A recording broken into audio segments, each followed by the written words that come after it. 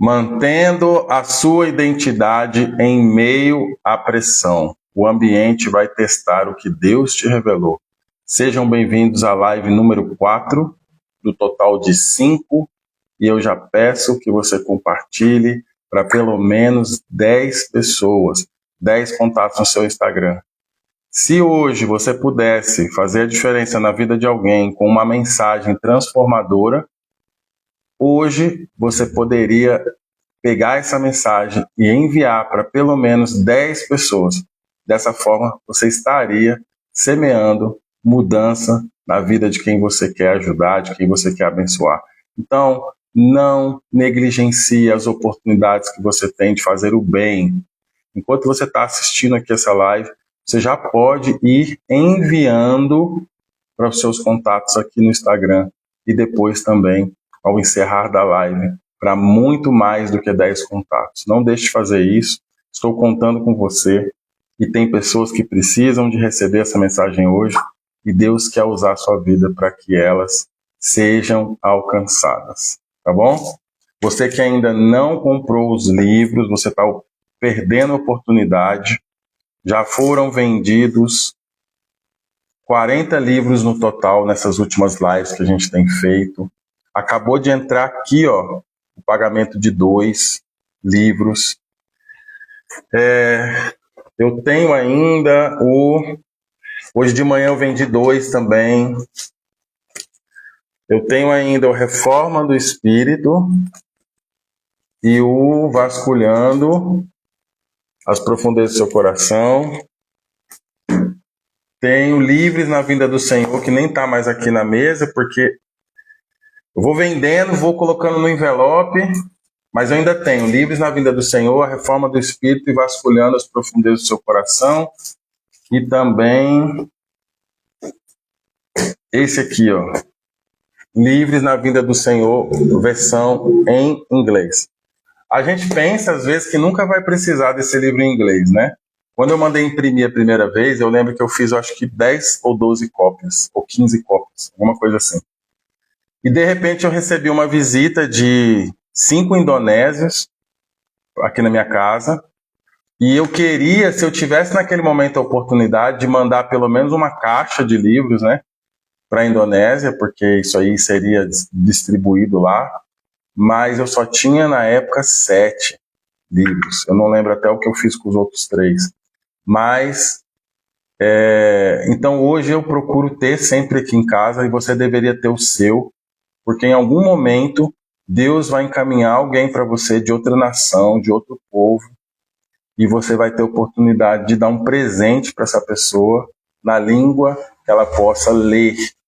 Então, sempre tenha uma semente em mãos, porque em um momento oportuno Deus vai usar a sua vida para plantar essa semente no coração de alguém. O tema de hoje é mantendo sua identidade em meio à pressão. Pastor Felipe, seja bem-vindo. Pastor Thalisson, seja bem-vindo. Rio Verde, Camaragibe. O ambiente vai testar o que Deus revelou. A identidade é afirmada na glória, mas confirmada no deserto.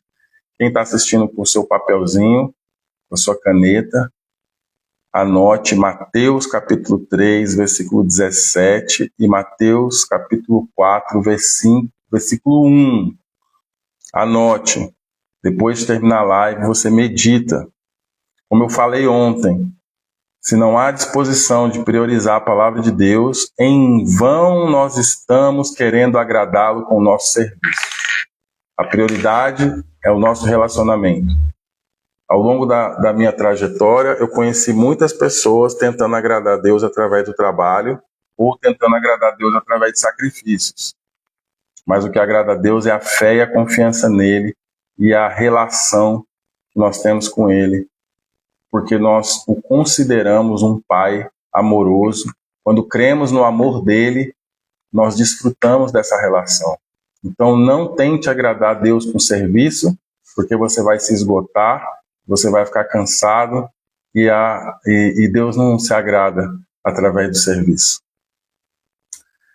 Então, irmãos, as pressões que nós sofremos, eu sempre gosto de contar testemunho meu ou de alguém, porque eu acredito que o testemunho, a história, né, que o povo hoje chama de storytelling, é uma forma mais clara, é uma linguagem que abrange um público maior e que traz maior clareza naquilo que a gente quer transmitir. Então, quando a gente, nos momentos de pressão da vida, que alguns chamam de fogo, outros chamam de prova, alguns dizem que não existe, outros dizem que vem de Deus, outros dizem que não vem de Deus. Independente da forma como cada um enxergue, as provas da vida, elas vêm. E todos nós, independente de como estamos, nós temos que lidar com essas provas, com essas situações, com essas circunstâncias que vêm em nossa vida.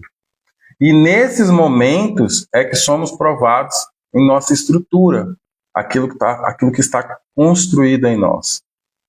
E ao longo da nossa vida, se nós formos observadores, nós vamos perceber que muitas das vezes as pessoas, quando você se inclui, né, as pessoas, elas vão criando narrativas para enganar principalmente a si mesmas. Vou dar um exemplo que seria isso. Eu não lembro se foi na primeira live ou na segunda que a gente falou de falência, até perguntei se alguém já havia falido. E é muito difícil para a nossa mente, quando a gente é muito preocupado com o que os outros pensam, a gente se posicionar em reestruturar a nossa vida e abrir mão de algumas coisas. Hoje eu até compartilhei no meu story do Instagram um vídeo do Pablo Nassau. Seja bem-vinda, Ana Cláudia. É um vídeo do Pablo Nassau, ele falando que ele foi ajudar um rapaz a reestruturar a vida financeira dele e percebeu que a maior quantidade de gastos que havia na vida desse rapaz eram para manter uma pose de luxo e uma pose de alguém que ele não era, acreditando que isso faria ele ganhar mais dinheiro. Só que ele não estava ganhando mais, ele só estava gastando mais, e isso estava colocando ele numa situação de endividamento, né? E é o que acontece com muitas pessoas. Hoje, no mercado, no coaching, né, nas mentorias, as pessoas ensinam posicionamento, branding, né? Eu tenho aprendido um pouco sobre isso, e realmente é muito importante, faz toda a diferença para a sua autoridade, a forma como você se posiciona, a mensagem que você comunica. Mas isso precisa ser algo estratégico e feito de forma sábia.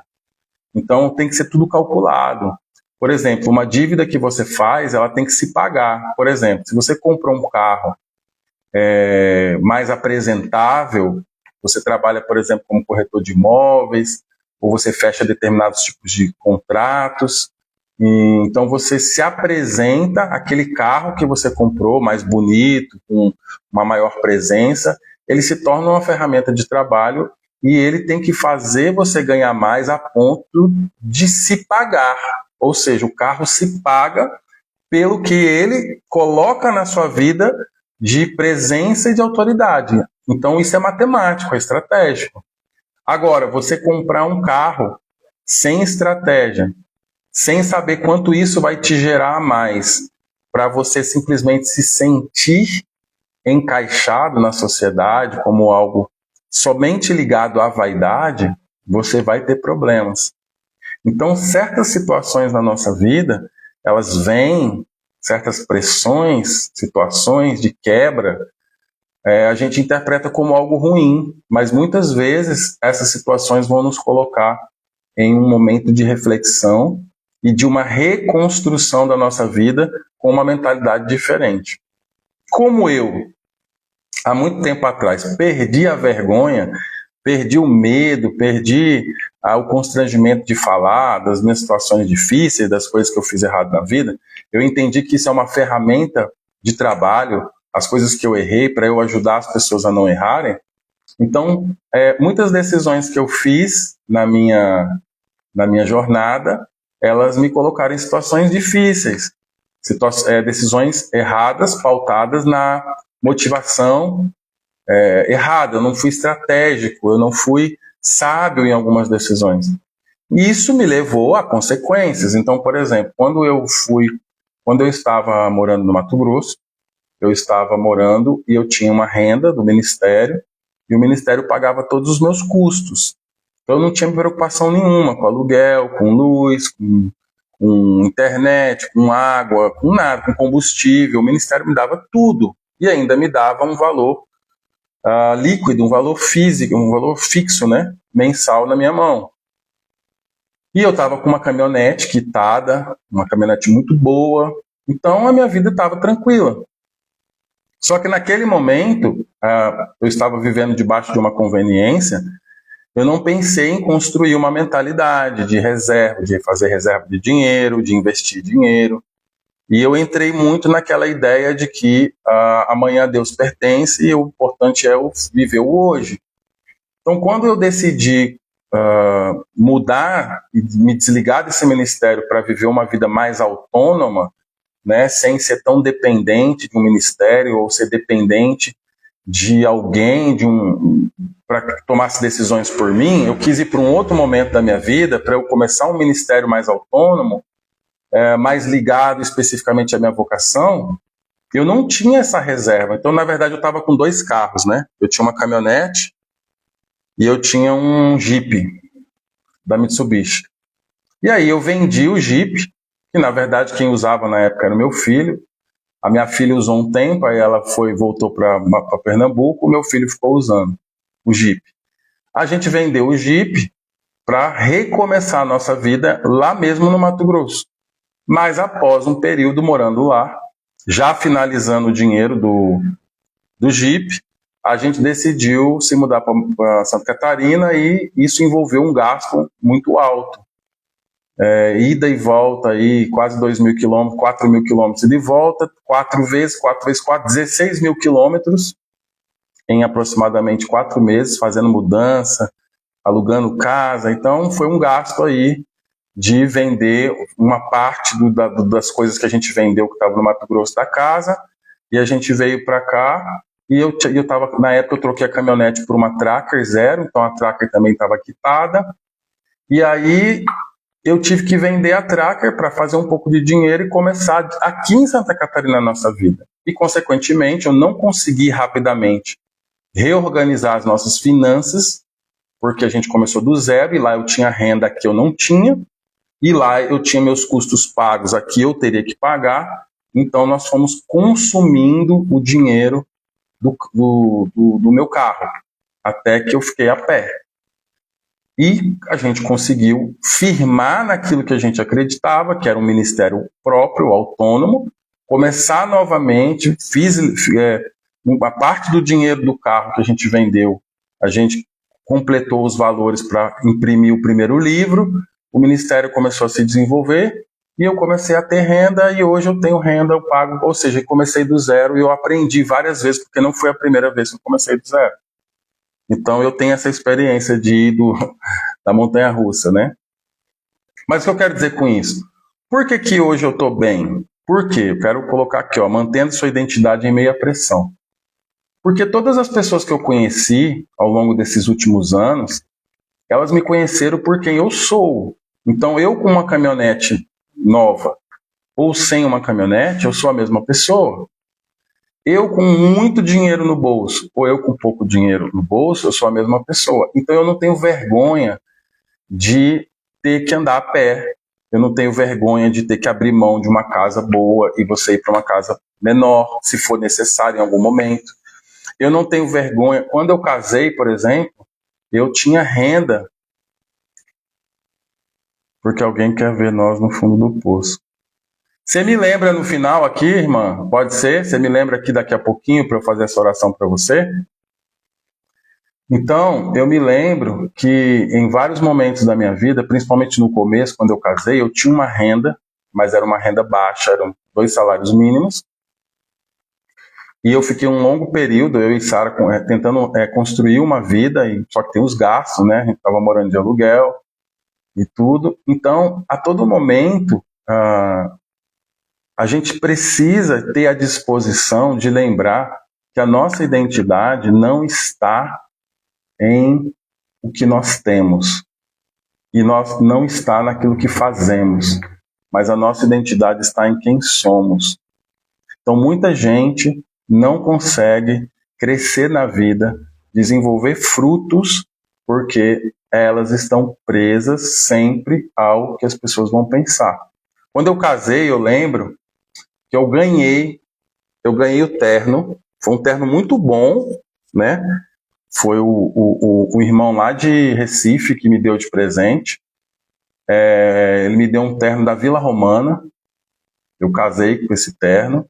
Eu lembro que na época eu estava sem carro, e eu fui para a igreja de ônibus, esperar a Sara lá, né? Porque esse irmão, mesmo o irmão que me deu o terno, ele emprestou um Mustang que ele tinha, ou tem ainda, não sei se ele ainda tem, para levar a Sara na igreja.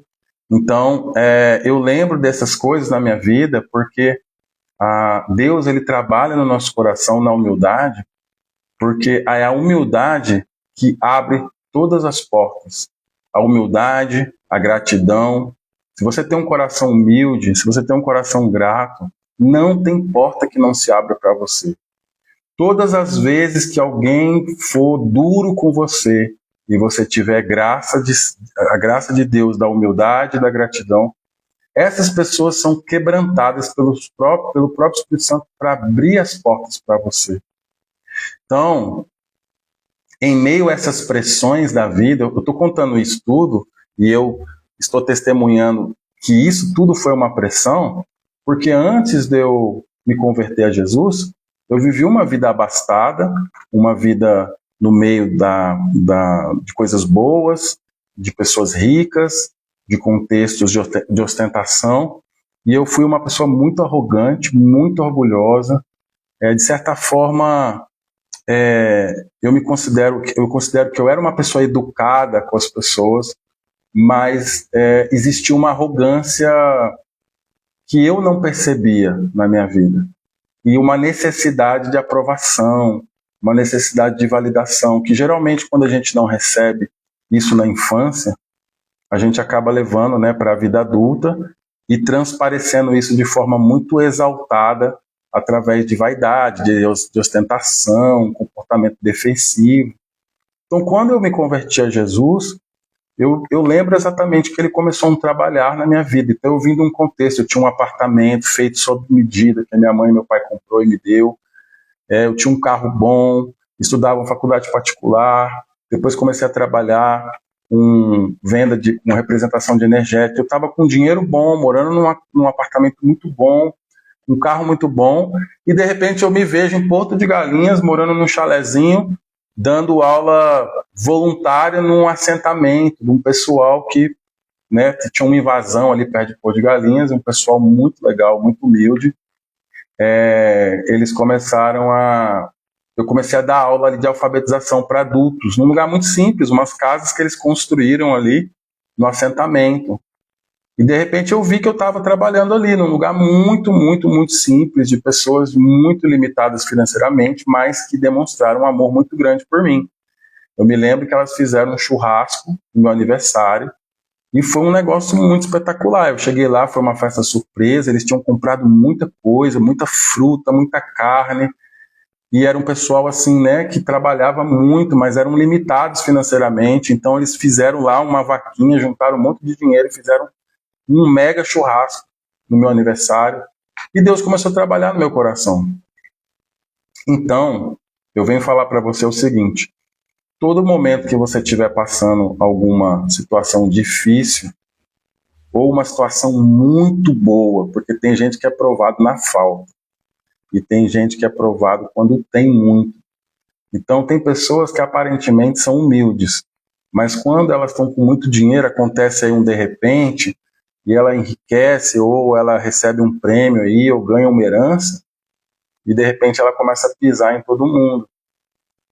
E como essas lives aqui, para você que viu o banner da live, essa live ela é para as máscaras caírem.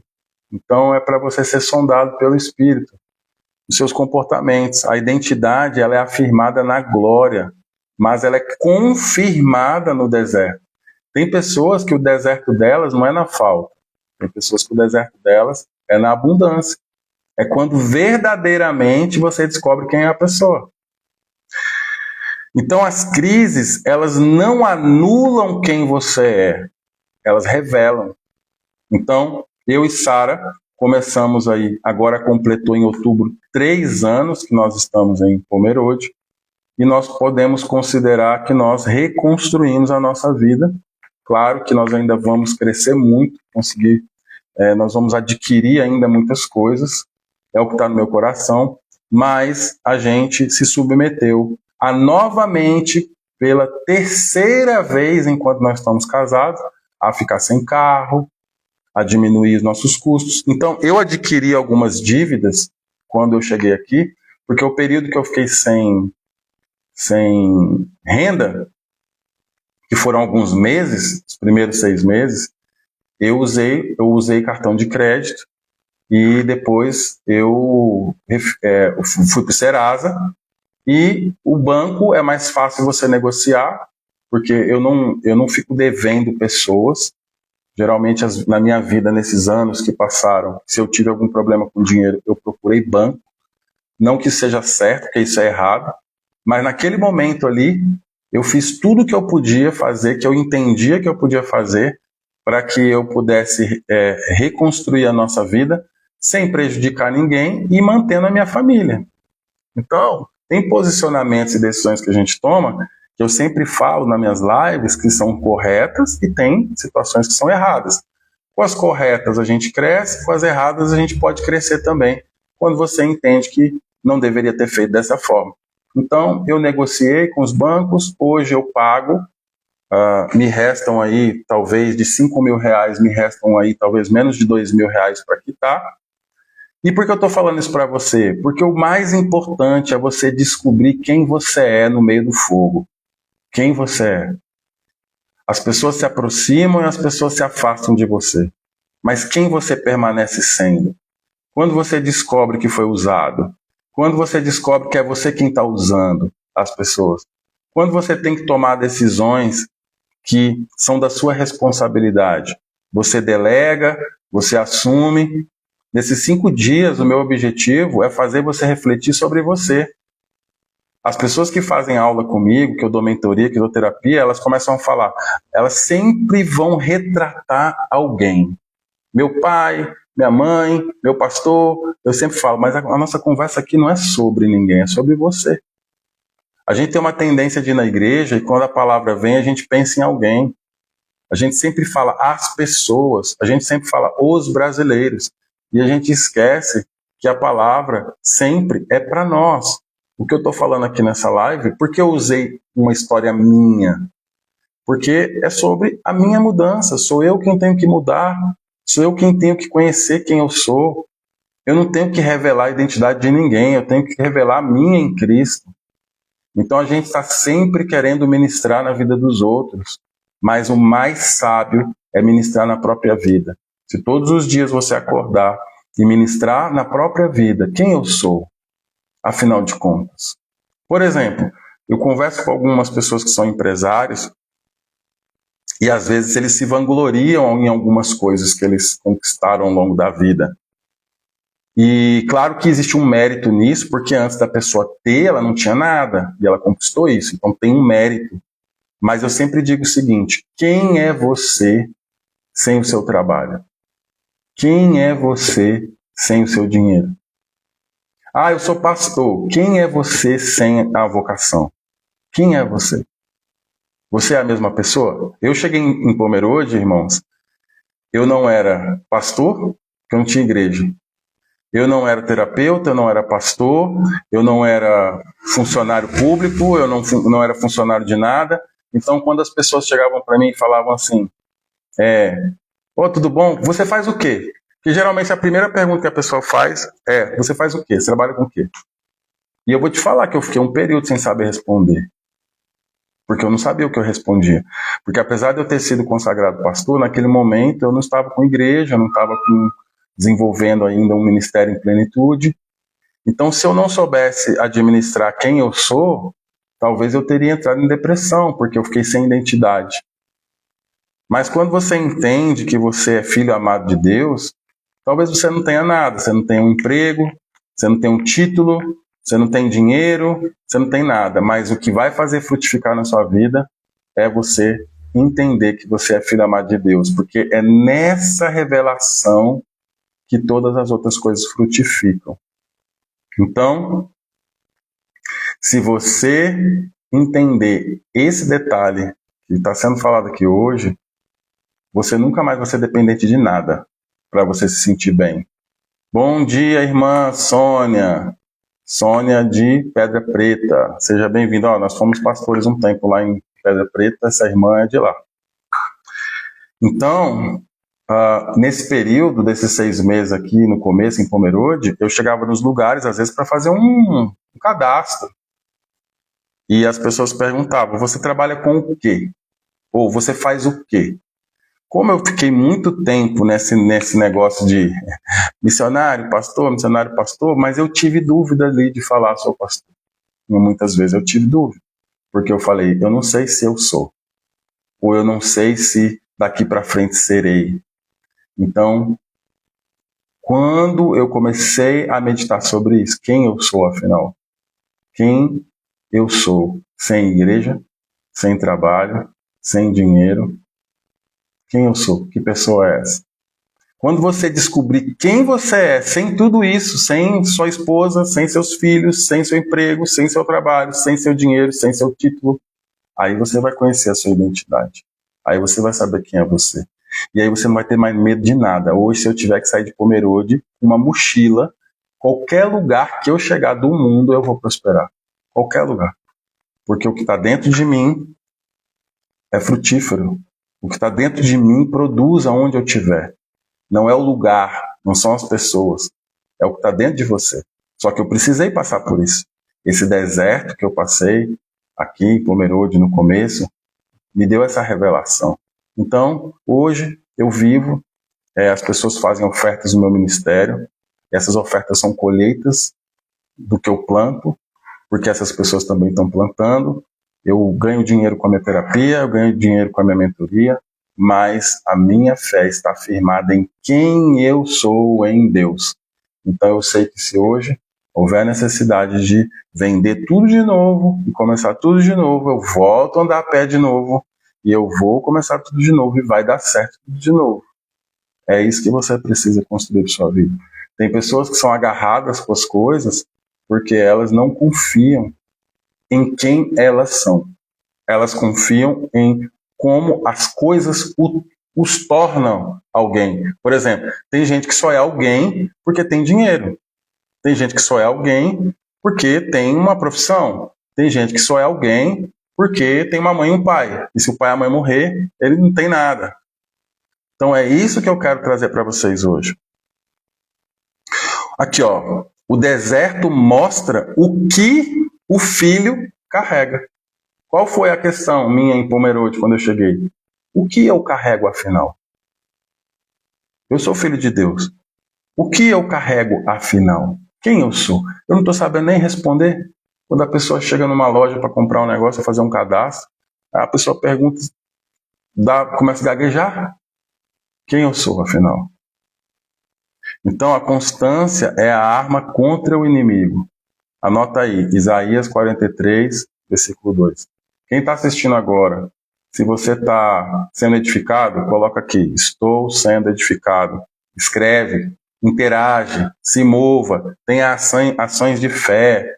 Coloca aqui, estou entendendo.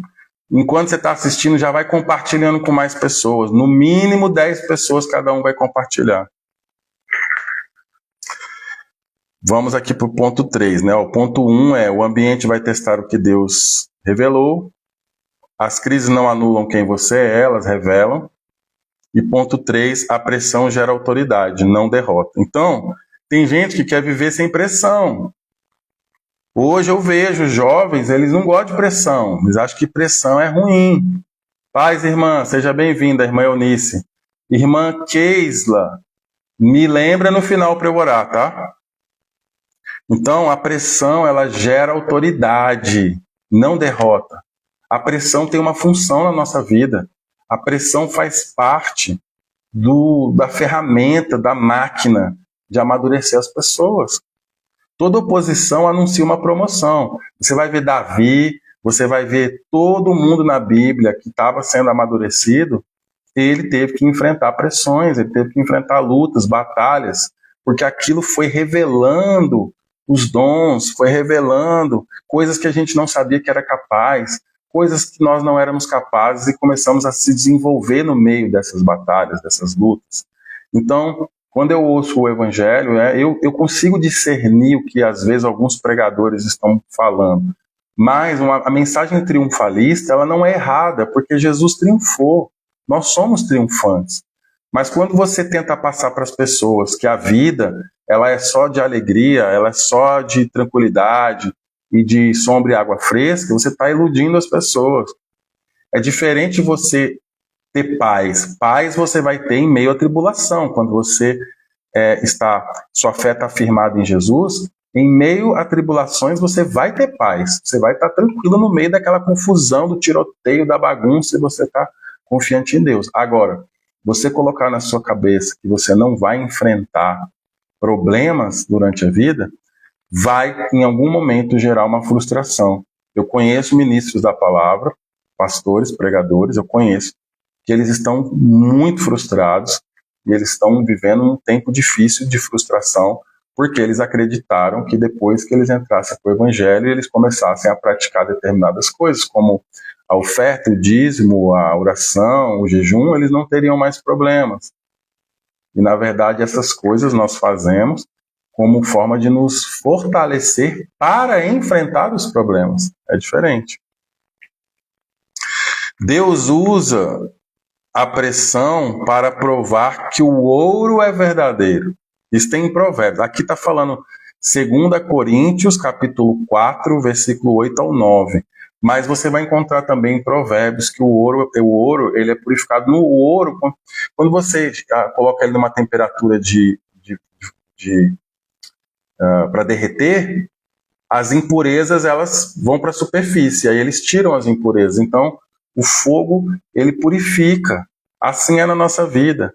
Eu contei essa história para vocês, né, do Mato Grosso, eu vim para Pomerode, como uma forma de um storytelling aí para você entender que tudo serve para aprendizado. Se você tiver vergonha das suas experiências ruins, negativas, você vai ficar pautado.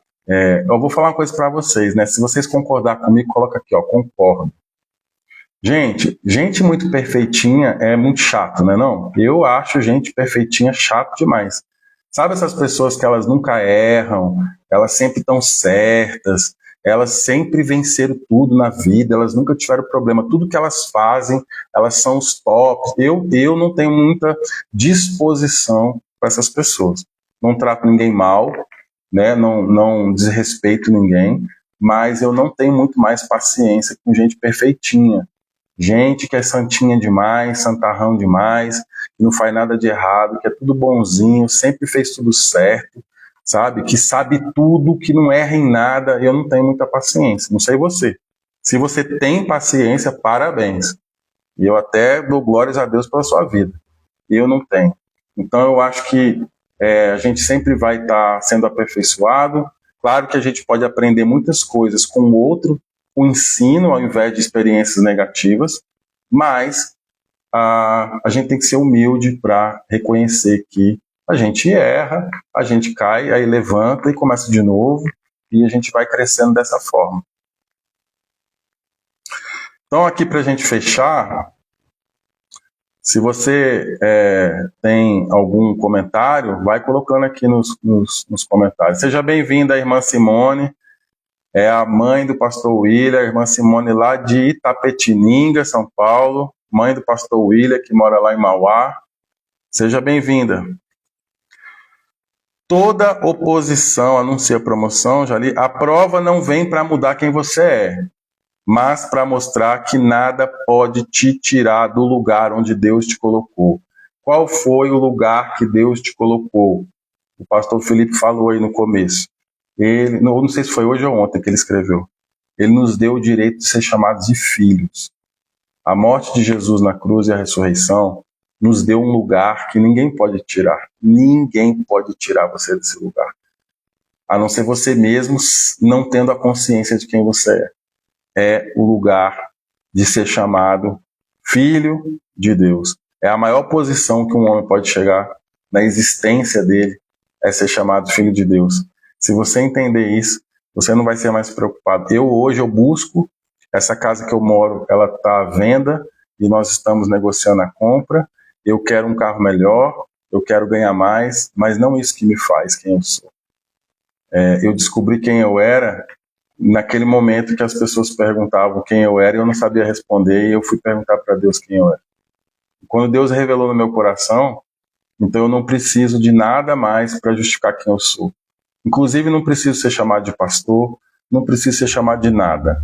Pode me chamar de Léo, pode me chamar de irmão, pode chamar do que você quiser, porque não tenho mais preocupação com essas coisas. Eu já não tinha, mas eu acho que o meu não ter antes era mais uma tranquilidade de não ligar muito para essas coisas, mas no fim a gente estava buscando sempre ser alguém. E quando você busca ser alguém, você descobre que você não é ninguém. Toda vez que você for tentar ser alguém, você só está mostrando para todo mundo que você não é ninguém. Porque quando você é alguém, você não precisa mostrar e nem buscar e nem se autoafirmar. Porque você é aquilo que você mostra. Você é aquilo que você é. Aliás, não é o que você mostra, né? Porque às vezes você está tentando mostrar uma coisa que você não é. Então, quando você descobre, eu sou filho de Deus, eu sou amado de Deus, isso é suficiente, todas as outras coisas começam a favorecer a sua vida. Inclusive as experiências ruins, as resistências, as dificuldades. Como a Bíblia fala, quem poderá nos separar do amor de Cristo? Quem poderá nos separar do amor de Deus? Natália aí, seja bem-vinda, de Paulista. Olha, irmãos, vou falar uma coisa para você. Eu sou muito suspeito para falar, né? Mas se eu fosse vocês que entraram agora, eu já ficava esperando e assistir desde o começo essa live, porque tá muito boa, viu? A irmã Keislane falou para a gente fazer uma oração. Tem mais alguém aí que queira alguma oração específica? Escreve aqui para eu orar. Vou esperar aí uns 5, 6 segundos para vocês colocarem os pedidos de oração. A gente já vai orar para a gente terminar.